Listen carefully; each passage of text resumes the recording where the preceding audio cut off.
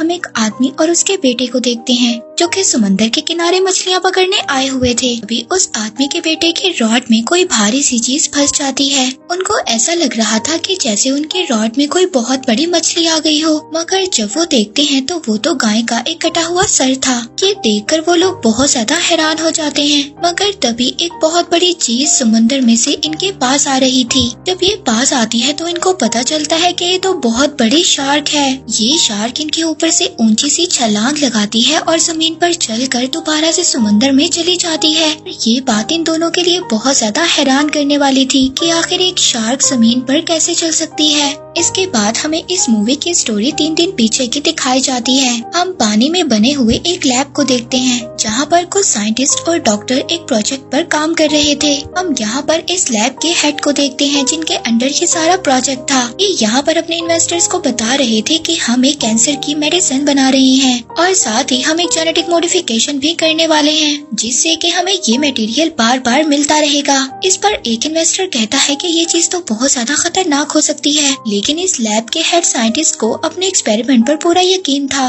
इसके बाद यहाँ पर एक डॉक्टर अपनी कंट्रोल मशीन को भी दिखाता है जिससे ये लोग शार्क को कंट्रोल करते हैं। हम इसी लैब में एक लड़के को भी देखते हैं जिसका नाम इथन है। इसको शार्क के बारे में बहुत ज्यादा इन्फॉर्मेशन थी, इसलिए लैब के साइंटिस्ट और डॉक्टर्स ने इसको अपने साथ रखा हुआ था। अब लैब का हेड इस लड़के से यहाँ पर शार्क को बुलाने का कहता है। अब यहाँ पर ये लड़का एक रॉड से एक मरी हुई मछली को टैंक के ऊपर लटका देता है जिससे कि वो बहुत बड़ी शार्क अचानक से आकर उस मछली को खा जाती है। लेकिन अब ये सीन देखने के बाद यहाँ पर सबकी हालत खराब हो जाती है और यहाँ पर शार्क दोबारा से वापस चली जाती है। इसके कुछ वक्त के बाद यहाँ पर लैब का हेड एक्सपेरिमेंट के तीसरे फेज को स्टार्ट करने का कहता है। पर तभी यहाँ पर एक लड़की जो इस हेड के साथ काम किया करती थी वो इसको कहती है कि अभी तक हमें लेटेस्ट एक्सपेरिमेंट का रिजल्ट नहीं मिला, इसलिए इतनी जल्दी ऐसा कुछ करना खतरनाक भी हो सकता है। लेकिन उस हेड को किसी बात की भी फिक्र नहीं थी। वो तीसरे एक्सपेरिमेंट को स्टार्ट करने का कहता है। इसके बाद यहाँ पर सभी लोग शार्क में जीन्स ट्रांसफॉर्म करने के लिए तैयार हो जाते हैं। वो लैब से अपनी एक मशीन को शार्क के पास भेजते हैं जो वहाँ पर जाकर उसके जीन्स ट्रांसफॉर्म करती है। लेकिन यहाँ पर शार्क की नेचर बदल जाती है, लेकिन किसी तरीके से उनका ये एक्सपेरिमेंट सक्सेसफुल हो जाता है। अब इस बात से लैब के सभी लोग बहुत ज्यादा खुश होते हैं। लेकिन दूसरी तरफ उस शार्क में अजीब से बदलाव हो रहे थे। इसी वक्त लैब में जो हेड की सेक्रेटरी थी जो उसको इस एक्सपेरिमेंट से रोक रही थी वो ग्लास के पास खड़ी थी। शार्क उस ग्लास के पास आने लगती है, लेकिन जब वो देखती है तो शार्क वहाँ से चली जाती है। तभी यहाँ पर लैब का हेड आता है। वो अपनी सेक्रेटरी से कहता है वो उसकी छोटी बच्ची को अपने साथ लेकर जा रहा था। वो उसको कहता है कि जब तुम फ्री हो तो उसको पिक कर लेना। इसके बाद यहाँ पर हम एक दूसरे डॉक्टर को फोन पर बात करते हुए देखते हैं। यहाँ पर अचानक से इमरजेंसी अलार्म ऑन हो जाते हैं। ये देखकर वो डॉक्टर सभी को अपने पास बुलाता है। यहाँ पर ये सभी लोग बहुत ज्यादा परेशान हो जाते हैं क्योंकि शार्क का हेल्थ इंडिकेटर ड्रॉप होने लगा था। ये सब देखकर वो लड़की जो लैब के हेड के साथ काम किया करती थी वो अपनी मशीन से शार्क के पास कुछ सिग्नल वेव करती है। लेकिन अब उस शार्क का हार्ट रेट बिल्कुल डाउन हो जाता है और ये सब लोग ये समझ रहे थे कि शार्क अब मर चुकी है। लेकिन वहाँ पर अचानक से वो शार्क उनके टैंकर में आ जाती है और वो वहाँ पर एक डॉक्टर को मार देती है। अब ये सब देखकर वहाँ पर सभी लोग बहुत ज्यादा डर जाते हैं और वो वहाँ पर अपने लैब में उस टैंक को फौरन बंद कर देते हैं। लेकिन अब यहाँ पर ये बात किसी को भी समझ नहीं आ रही थी कि वो शार्क अचानक से लोगों को क्यों खा रही थी। अब वो लड़का भी वहाँ पर आ जाता है जो शार्क के बारे में सारी इन्फॉर्मेशन रखता था। वो वहाँ पर डॉक्टर्स और साइंटिस्ट से आकर पूछता है कि आखिर तुमने शार्क के साथ किया क्या है। तभी वहाँ पर एक क्लासेस वाला डॉक्टर उसको बोलता है कि तुम्हें इस बारे में जानने की कोई भी जरूरत नहीं है। पर तभी वहाँ पर वो शार्क उनके लैब के ग्लास पर अटैक करने लगती है। ये सभी लोग ये समझ रहे थे कि ये शार्क उस ग्लास को नहीं तोड़ सकती क्योंकि वो बुलेट प्रूफ था। लेकिन अगले ही पल वो शार्क उस ग्लास को तोड़ देती है। यहाँ पर कोई भी कुछ नहीं कर पाता क्योंकि सब कुछ अचानक हो रहा था और कोई भी अपने आप को नहीं संभाल पा रहा था कि लैब में बहुत ज्यादा पानी आ गया था और सब लोग डूब गए थे। सबकी हालत बहुत ज्यादा खराब थी।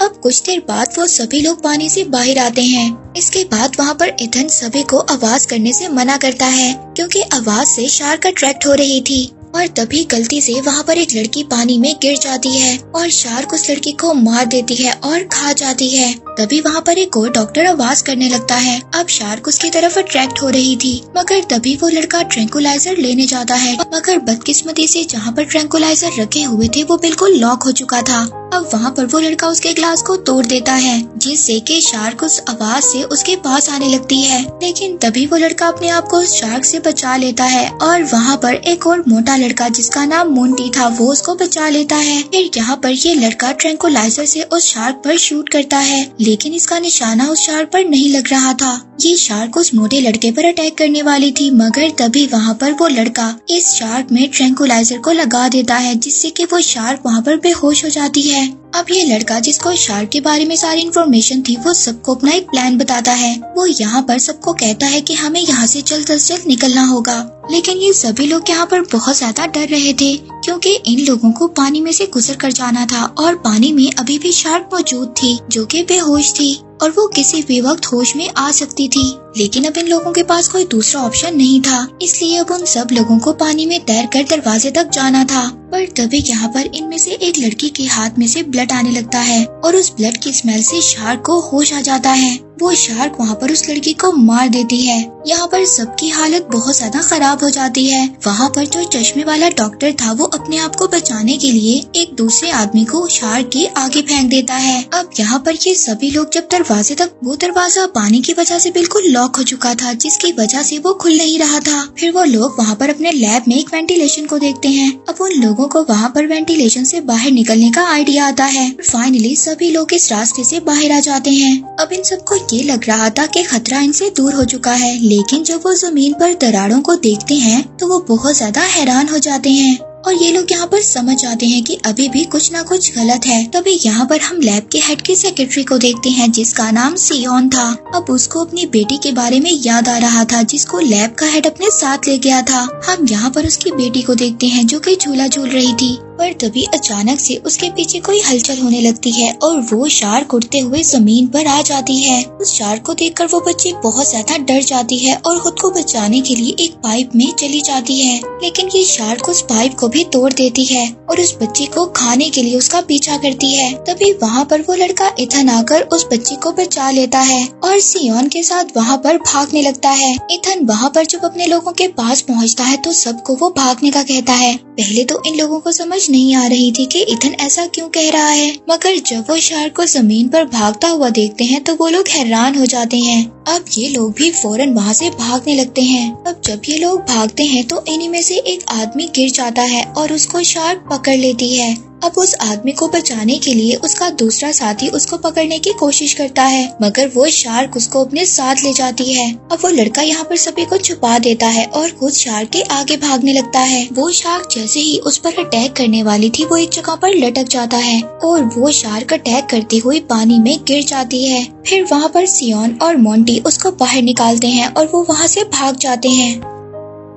अब जब वो लोग वहाँ पर एक जगह पर आराम करने के लिए रुकते हैं तो इथन वहाँ पर उन लोगों से पूछता है कि आखिर तुमने शार्क के साथ किया क्या है। तभी यहाँ पर सियोन उसको बताती है कि उन लोगों ने शार्क के अंदर केचुए की जीन्स को ट्रांसफॉर्म किया था, जिसकी वजह से जीन्स म्यूटेशन हुआ और वो शार्क अब जमीन पर भी चल रही है। तभी वहाँ पर एक चश्मे वाला डॉक्टर दूसरे आदमी को देखता है जिसकी बॉडी से खून आ रहा था। वो सबको कहता है कि इसके ब्लड की वजह से शार्क हमारा पीछा कर रही है, हमें इस आदमी को यहीं पर मरने के लिए छोड़ देना चाहिए, वरना हम सब लोगों की जान खतरे में आ जाएगी। मगर कोई भी इस बात के लिए बिल्कुल भी तैयार नहीं था। तभी वहाँ पर शार्क आ जाती है और वो उस जख्मी आदमी को खा जाती है। अब ये लोग वहाँ से सभी अपनी जान बचाकर भाग रहे थे और शार्क इनका पीछा कर रही थी, लेकिन इसी वक्त वो चश्मे वाला डॉक्टर शार्क के आगे गिर जाता है।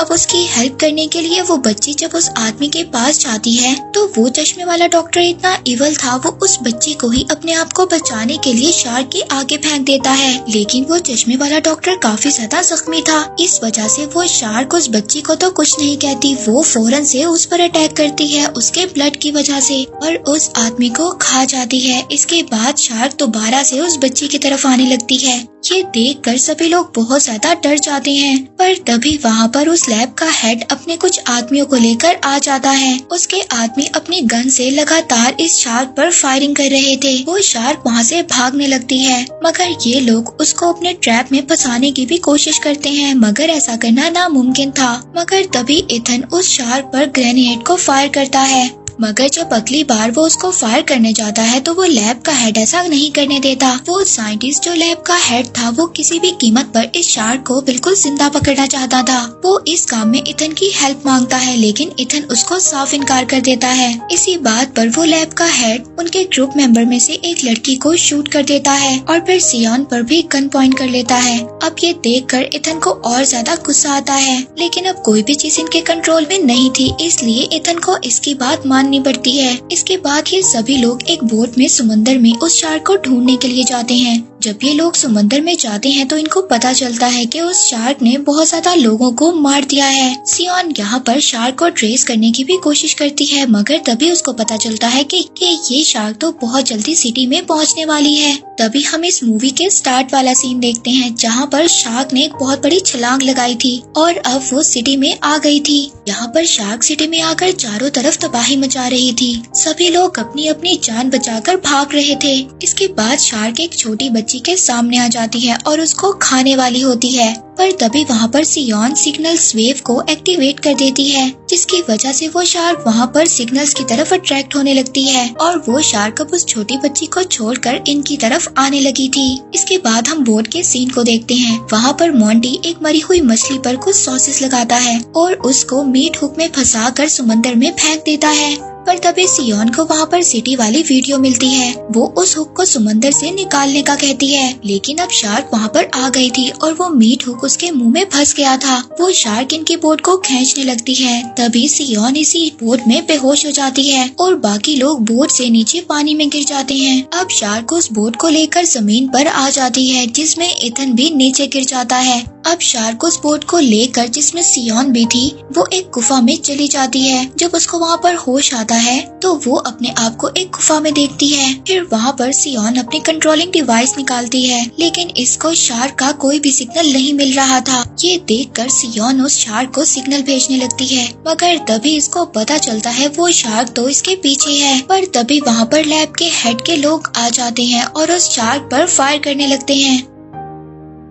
वो लोग इस शार्क को हाई इलेक्ट्रिक वोल्टेज का शॉक देते हैं, जिससे वो शार्क वहाँ पर बेहोश हो जाती है। पर तभी वो लैब का हेड उस शार्क के पास आता है और उसको टच कर हंसने लगता है। पर तभी वहाँ पर इथन भी आ जाता है। वो सियोन को अपने साथ लेकर जा रहा था, पर तभी वहाँ पर वो लैब का हेड उन दोनों को रोक देता है। वो उनको बताता है कि असल में उसका मकसद एक बायो वेपन को बनाना था और वो ये कहता है कि मैं नहीं चाहता कि इसके बारे में किसी को भी पता चले, और वो अब वहाँ पर उन दोनों को भी मारने लगता है। पर तभी उसी वक्त वो शार्क भी होश में आ जाती है। वहाँ पर सभी लोग डर जाते हैं। वो शार्क अगले ही पल उस लैब के हेड को खा जाती है। ये देखकर सभी लोग अपनी जान बचाने के लिए बाहर भागते हैं, लेकिन इसी वक्त वहाँ पर शार्क इनके कुछ लोगों को मार देती है। तभी भागम दौड़ी में स्मोक वाले ग्रेनियर्स इनके नीचे गिर जाते हैं, जिससे वहाँ पर स्मोक हो जाती है और किसी को कुछ भी नजर नहीं आ रहा था। शार्क अब इस बात का फायदा उठाती है और वो शार्क इन सभी लोगों को मारने लगती है। लास्ट में एक आदमी बचता है जो अपनी 2 गन से फायरिंग कर रहा था।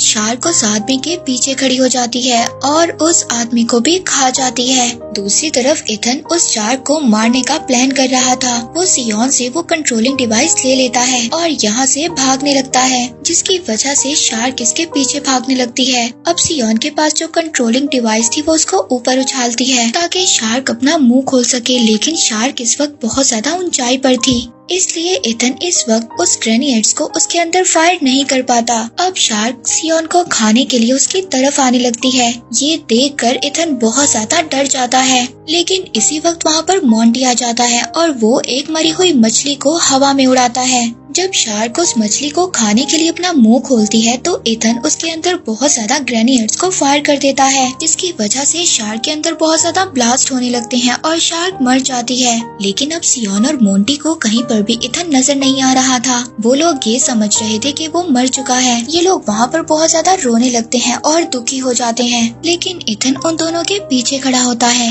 ये दोनों उसको देखकर बहुत ज्यादा खुश हो जाते हैं और सियोन इथन को हक करती है। लास्ट सीन में हमें बेबी शार्क दिखाई जाती है जिसको उस शार्क ने बर्थ दिया था। इसके साथ ये मूवी यहीं पर एंड हो जाती है।